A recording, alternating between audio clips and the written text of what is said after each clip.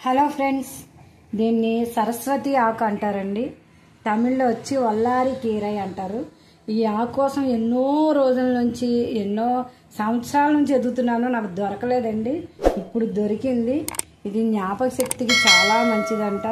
మతిమరుపు ఉన్నవాళ్ళు, పిల్లలకి జ్ఞాపక శక్తి లేనన్న వాళ్ళు ఈ ఆకు కోసి ఏపుడు కింద చేసి రోజు పెడితే, రోజు కాదండి వారానికి ఒకసారి అయినా పెడితే మంచిదంటండి. ఇదిగో చేస్తున్నాను నేను. చూద్దాం, చేసే విధానం చూద్దాం. ఓకే, ఇదిగోండి సరస్వతి ఆకు పచ్చడికి కావలసినవి ఉల్లిపాయలు. చిన్న ఉల్లిపాయలు అయితే బాగుంటాయి టేస్ట్కి. చిన్న ఉల్లిపాయలు, వెల్లుల్లిపాయలు. ఇది వచ్చి కందిపప్పు అండి. ఇది వచ్చి జీలకర్ర. ఇది వచ్చి మినప్పప్పు, కరివేపాకు, సాల్ట్, ఎండుమిరపకాయలు, చింతపండు.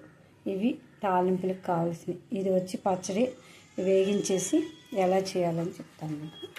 స్టవ్ వెలిగించుకుందామండి. ఆయిల్ 2 స్పూన్లు ఆయిల్ వేసానండి. ఆయిల్ వేడెక్కిందండి. ఇవ్వండి మినప్పప్పు కొంచెం వేగాలి. మినపప్పు తర్వాత కందిపప్పు వేసుకోవాలి.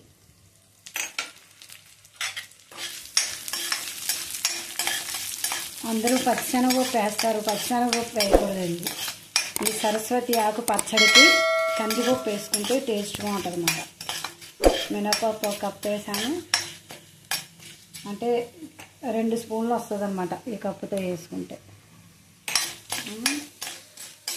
తర్వాత కొంచెం జీలకర్ర వేసానండి. మినపప్పు అది మంచి వాసన వస్తుంది చూసారా. ఈ పచ్చడి అంటే రోజు చేసి మా చిన్నపిల్లలకి పెడితే జ్ఞాపక శక్తి అనేది బాగా పెరుగుతుందంటండి. అక్షరంతో నిన్ను నిన్ను నన్న నీనే నే నిన్న నిన్న నన్న నీన నానేనా నిన్ను నీ నా నన్ను నన్ను నన్నాను నన్నాను నన్నాను నన్నానా. నాకు అర్థం కాలేదు సార్. వెల్లుల్లిపాయ, తర్వాత చిన్నుల్లిపాయలు,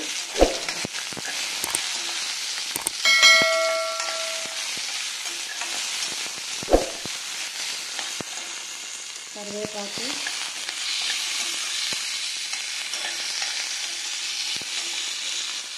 తర్వాత టమాటా. చింతపండు వేయక్కర్లేదు ఇందులో, టమాటా వేసుకుంటున్నాం కదా, చింతపండు వేయకూడదండి. మంచి వాసన వచ్చింది.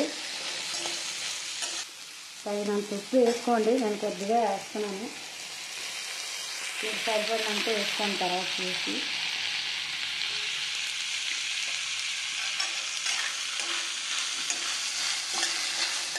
తర్వాత ఎండుమిరపకాయలు వేసుకుంటాను. కారాన్ని తగ్గట్టుగా వేసుకోండి. మన ఇంట్లో కారం ఎక్కువ తినం, మీడియంగా తింటాము. మీకు కావాల్సింది వేసుకోండి. ఇప్పుడు ఈ రకంగా వచ్చాక ఆకు వేసేస్తుంది. సరస్వతి ఆకుని శుభ్రంగా కడిగి పెట్టానండి. కాళ్ళతోటే వేసేస్తున్నాను. కాళ్ళతో వేసుకుంటే బాగుంటుంది. కాళ్ళతోనే వేసేస్తున్నాను.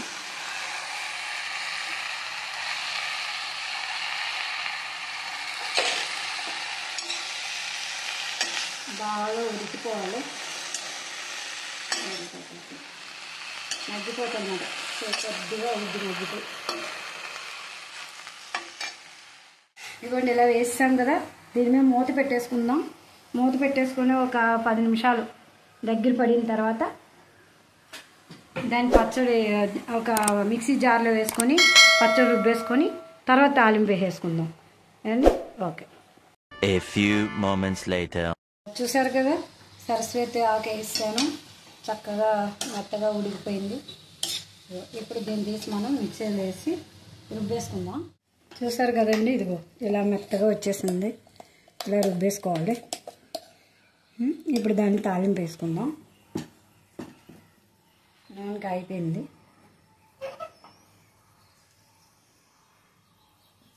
ఆవాలు,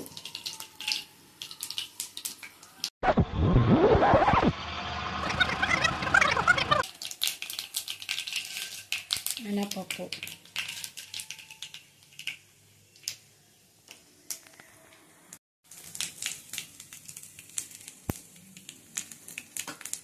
ఆవాలు, మినపప్పు, పెరింగాయం, తర్వాత ఎండుమిరపకాయ. ఆవాలు, మినపప్పు, ఇంగువ, తెలుగులో ఇంగువ అంటారని పెరింగాయం అన్నాను, ఇంగువ, తర్వాత కరివేపాకు.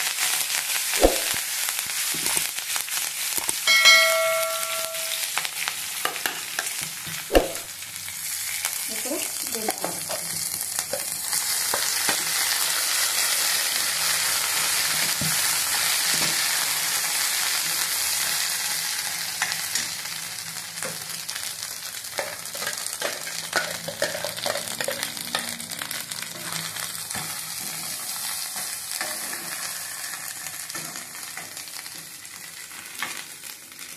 అంతేనండి, సరస్వతి ఆకు పచ్చడి రెడీ అయిపోయింది. దీన్ని మనం ఒక కప్పులో తీసి పెట్టేసుకుందామండి. చిన్నపిల్లల దగ్గర నుంచి పెద్దోళ్ళ వరకు తినండి, ఆరోగ్యానికి చాలా మంచిది అని చెప్తున్నారు. నేను కూడా ట్రై చేస్తున్నానండి. ఇక నుంచి మా ఇంట్లో రోజు చేస్తానండి. ఇది తినటం వల్ల జ్ఞాపక శక్తి పెరుగుతుందంట. అది వేడివేడి అన్నంలో ఫస్ట్ ముద్దగా తినేస్తే మంచిదంటండి. ఓకేనండి, బాయ్ బాయ్. మీరు కూడా ట్రై చేయండి. Bye bye. మీకు సరస్వతి ఆకు పచ్చడి చేసి చూపించానండి. దీన్ని మీరు ట్రై చేయండి, చేసి చూడండి. నాకు లైక్ చేయండి, సబ్స్క్రిప్షన్ చేయండి, లైక్ చేయండి. అంతే. Bye bye.